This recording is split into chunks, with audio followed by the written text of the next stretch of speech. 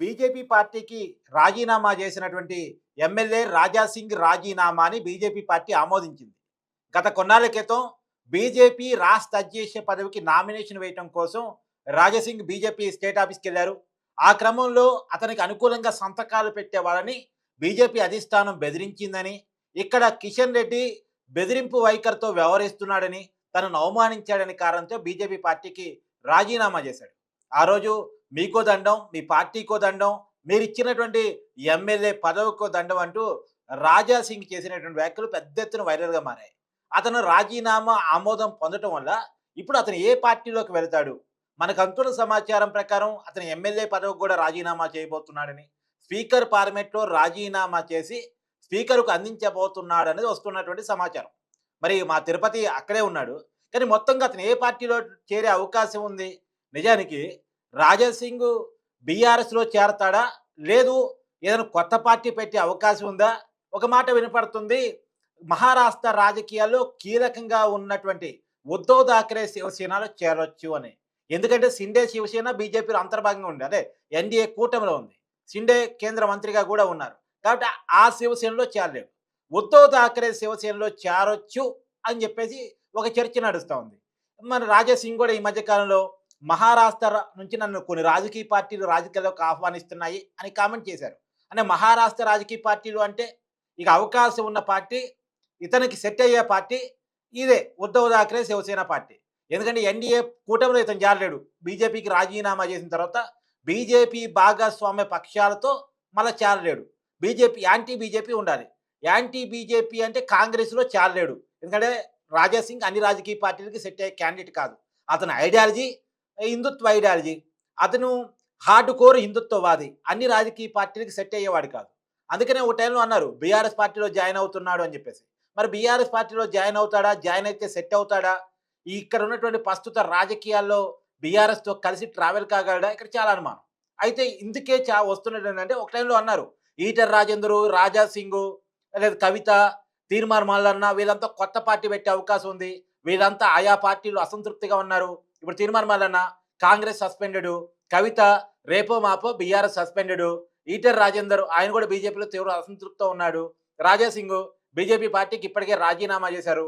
వీళ్ళంతా కలిసి తెలంగాణ వాదంతో కొత్త రాజకీయ పార్టీ పెడతారా అనేటువంటి ఒక చర్చ కూడా నడిచింది. ఆ టైంలో మరి ఈటెల రాజేందర్ ఏమో డేర్ చేసే వ్యక్తి కాదు.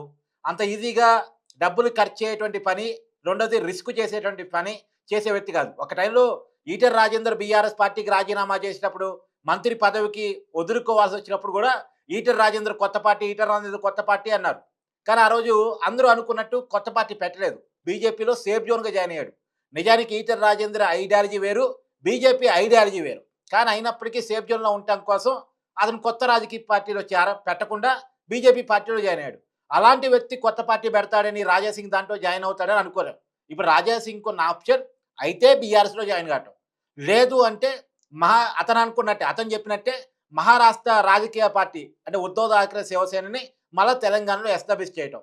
నిజంగా మహారాష్ట్రలో ఉన్న పార్టీని తెలంగాణలో పెట్టి ఇక్కడ బై ఎలక్షన్స్ ఫేస్ చేసి ఉద్ధవ్ థాక్రే శివసేన ద్వారా ఇక్కడ ఎమ్మెల్యే కాగలడా? గోషామహల్‌లో మళ్ళా రాజాసింగ్ గెలవగలడా? ఇది సాధ్యమేనా? తెలుసుకునేటువంటి ప్రయత్నం చేద్దాం. ఏమనుకుంటున్నారు ఏంటి అనేది మా తిరుపతి అక్కడే ఉన్నారు. తిరుపతి ఏంటి పరిస్థితి? అక్కడ ఏమనుకుంటున్నారు అసలు? రాజాసింగ్ అభిప్రాయం ఏ రకంగా ఉంది? వాస్తవానికి రాజా సింగ్ గారు ఘోషామాల్ ఎమ్మెల్యే భారతీయ జనతా పార్టీకి ఆయన రాజీనామా చేయడం జరిగింది. సో ఈ బీజేపీ పార్టీకి ఒక దండం, మీకొక దండం. ఈ పార్టీకి నేను రాజీనామా చేస్తున్నా అని చెప్పి నేను కిషన్ రెడ్డికి ఒక లవ్ లెటర్ ఇచ్చొచ్చిన. నాకు ఈ పార్టీ అవును. వద్దని చెప్పి ఆయన ఏకంగా బీజేపీ పార్టీ ఆఫీస్‌లోనే ప్రెస్ మీట్ పెట్టిండు. చివరి ప్రెస్ మీట్ అనుకుంటా అది. చివరి హ్మ్. ప్రెస్ మీట్ పెట్టి ఆయన మాట్లాడేటటువంటి కార్యక్రమం చేసిండు. అక్కడ నుండి రాజా సింగ్ గారు ఎగ్జిట్ అయినారు. తిరుపతి ఎగ్జిట్ ఇక్కడే అయిన అప్పుడు హ్మ్. ఆ రోజు సార్. బీజేపీ పార్టీకి రాజీనామా చేసి, బీజేపీ అవును. ఆఫీస్‌లోనే ప్రెస్ మీట్ పెట్టి, బీజేపీకి హ్మ్. వ్యతిరేకంగా కామెంట్ చేస్తా ఉంటే బీజేపీ నాయకులు అడ్డుకోలేదా ఆ రోజు? అంటే బేసిక్‌గా బీజేపీలో అయినా, కాంగ్రెస్‌లో అయినా ఒక ఫ్రీడమ్ ఉంటదండి. ఆ ఫ్రీడమ్ హ్మ్. ఏందంటే, అంటే లోపట ఉన్నటువంటి నాయకులు తిట్టుకోవచ్చు. కానీ మోదీని తిట్టనీకుండదు. అమిత్ షాని తిట్టనీకుండదు. జేపీ నడ్డాని తిట్టనీకుండదు.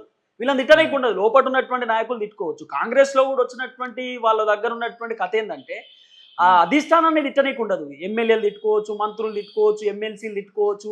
అంటే ఇక్కడ ఉన్నటువంటి కేడర్ తిట్టుకోవచ్చు తప్ప, అధిష్టానాన్ని తిట్టనీకి ఢిల్లీలో ఉన్నటువంటి లీడర్లను తిట్టనీకి మాత్రం ఉండదు. అట్లా ఇచ్చినట్టయితే వీళ్ళ క్రమశిక్షణ కమిటీ అని తర్వాత వీళ్ళపైన చర్యలు తీసుకుంటారు, ఇవన్నీ కూడా ఉంటాయి.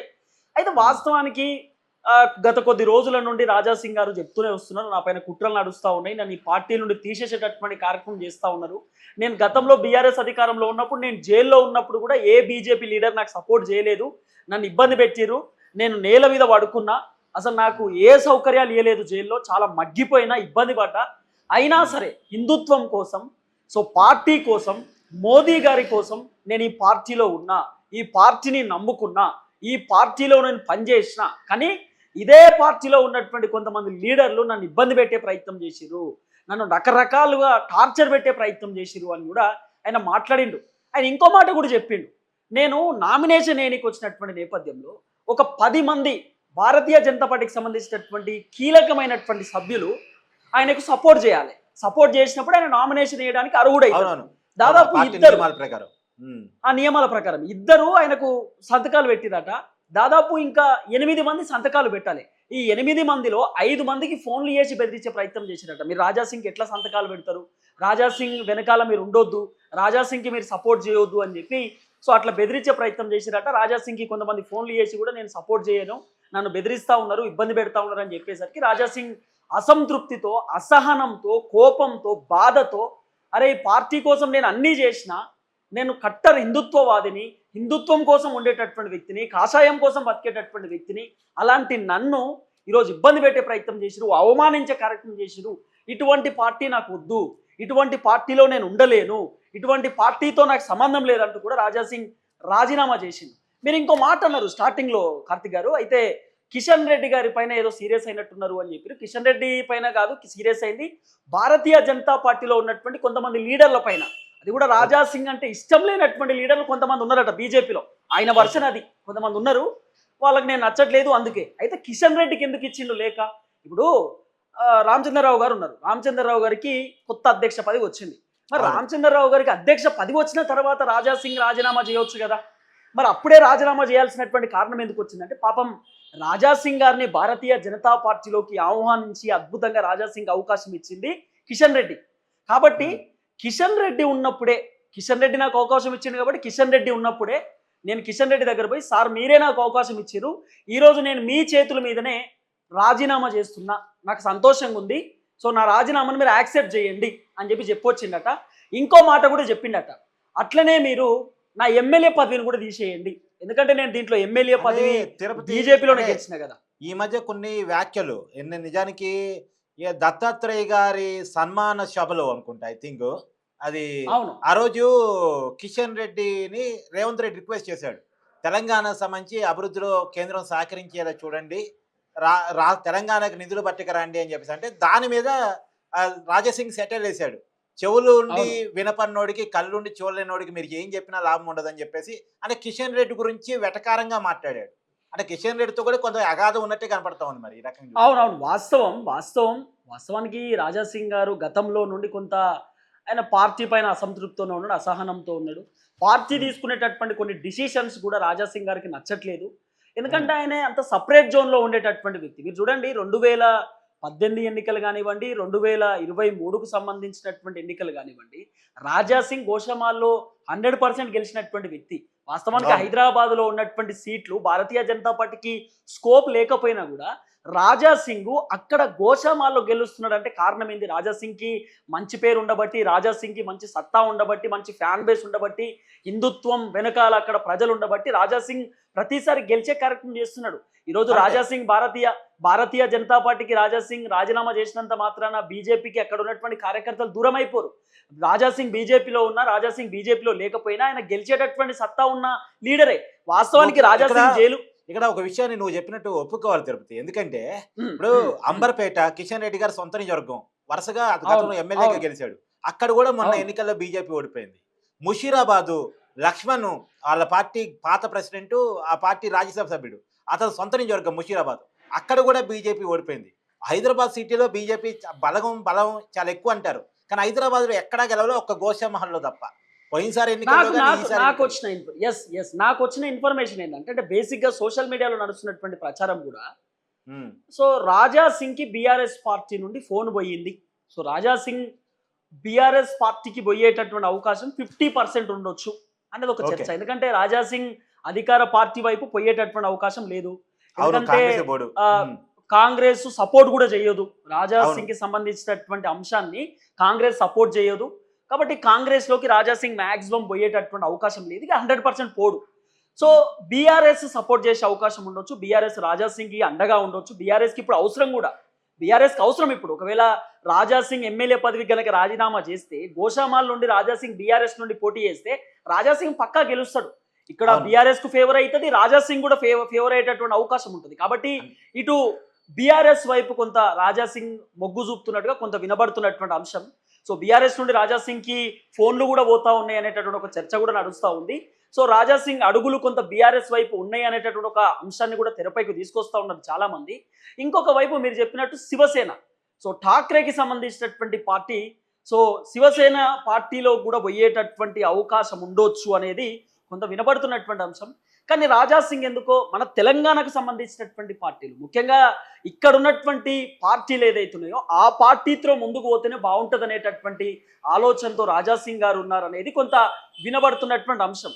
ఎందుకంటే ఆయన జోన్ ఆయనకి ఇంపార్టెంట్. మళ్ళీ ఇంకో పార్టీలోకి పోయి నేను ఇబ్బంది పడలేను, ఆల్రెడీ ఒక పార్టీతో ఇబ్బంది పడ్డా, అనేక రకాలుగా ఇబ్బందులు గురి చేసిరు నన్ను, మళ్ళీ ఇంకో పార్టీకి వెళ్ళి నేను ఇబ్బంది పడవద్దు అనేది రాజా సింగ్ వర్షన్.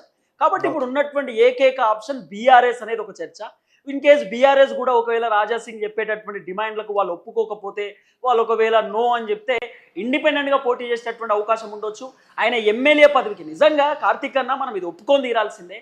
ఈ తెలంగాణ రాష్ట్రంలో నేను రాజీనామా చేస్తా, మళ్ళీ గెలుస్తా, నాకు పార్టీ అవసరం లేదు అని చెప్పి రాజీనామా లెటర్లు మొకాల మీద పడేసినటువంటి ఇద్దరు ఎమ్మెల్యేలు. ఒక ఆయన ఈటల రాజేందర్, రెండో వ్యక్తి రాజా సింగ్. వీళ్ళిద్దరు. ఈటల రాజేందర్ గతంలో ఆత్మగౌరవాన్ని చంపుకోలేక హుజరాబాద్ ఉప ఎన్నికలలో పోటీ చేసిండు, భారతీయ జనతా పార్టీ నుండి గెలిచిండు. నాకొద్దు ఈ బీఆర్ఎస్ పార్టీ అని చెప్పి రాజీనామా పత్రం ముఖం మీద కొట్టేసి బయటకు వచ్చిండు.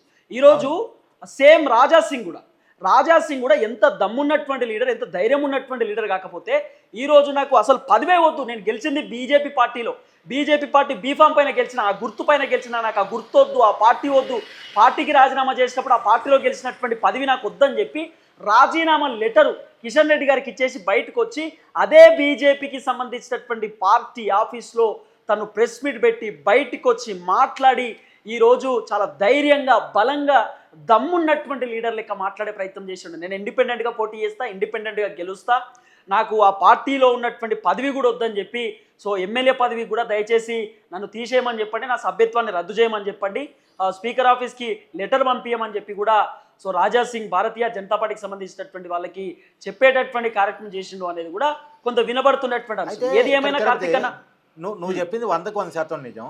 కానీ ఈ లీడర్ అంతా కలిసి ఇప్పుడు ఈటల రాజేందర్ బీజేపీలో కొంత అసంతృప్తిగానే ఉన్నాడు. ఆయన కూడా అధ్యక్ష పదవి వస్తానుకున్నారు, రాలేదు.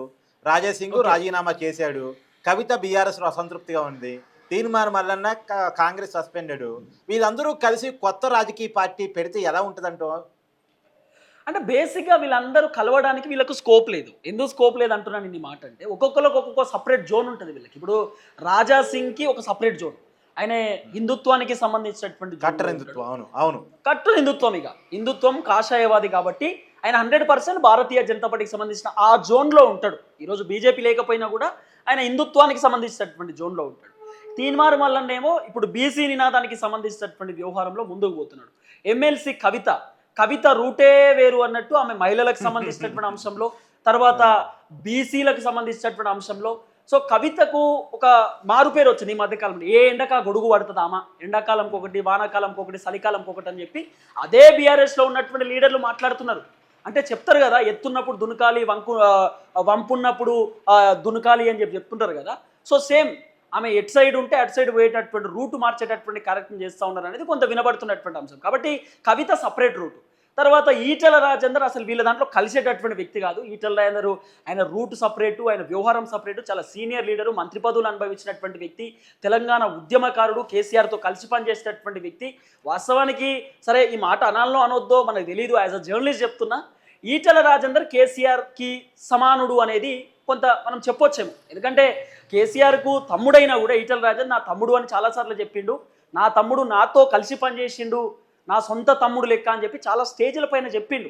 కాబట్టి అంతే కదా, ఆయనకు గతంలో తెలంగాణ Yes, ఉద్యమం yes. జరుగుతున్నప్పుడు ఆ పార్టీ అవును. శాసనసభాపక్ష నేత ఈటల రాజేంద్రే కదా. అవును. అదే చెప్తున్నా. కాబట్టి ఈటెల రాజేందర్‌కి ఈ లీడర్‌లకు కలిపేటటువంటి అవకాశం ఉండకపోవచ్చు. కాబట్టి ఒక్కొక్కళ్ళు సెపరేట్ జోన్. అందరూ కలిసి పార్టీ పెడితే బానే ఉంటది. కానీ వీళ్ళకు పార్టీ పెట్టిన తర్వాత పంచాయతీలు ఖచ్చితంగా వస్తది. మళ్ళా పార్టీ చీలిపోయే కార్యక్రమం జరుగుతది కాబట్టి అది జరగకపోవచ్చు. కానీ ఒకటి మాత్రం వాస్తవం. రాజా సింగ్ బీఆర్ఎస్ వైపు పోయే అవకాశం ఉంది. ఈటెల రాజేందర్ కూడా కొంత బీఆర్ఎస్ వైపే పోయేటటువంటి అవకాశం ఉండొచ్చనే ఒక చర్చ. లేకపోతే ఈటెల రాజేందర్ కొత్త పార్టీ పెట్టొచ్చు అనేటటువంటి రెండో అంశం.